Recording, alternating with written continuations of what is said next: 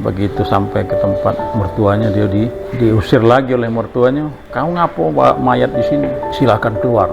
Aku kalau sedikit, insya Allah ada. Kalau untuk biaya penguburan, insya Allah ada.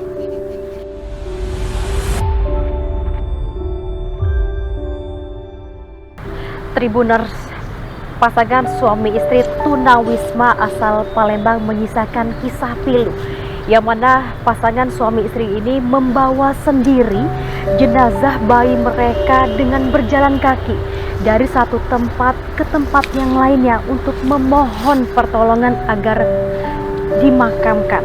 Kemudian pasangan suami istri ini seolah sudah kehilangan harapan, lalu mereka menuju ke SPKT Polda Sumsel. Dan inilah cerita dari anggota kepolisian yang langsung menolong pasangan suami istri ini untuk memakamkan jenazah anaknya. Saksikan di Saksi Kata.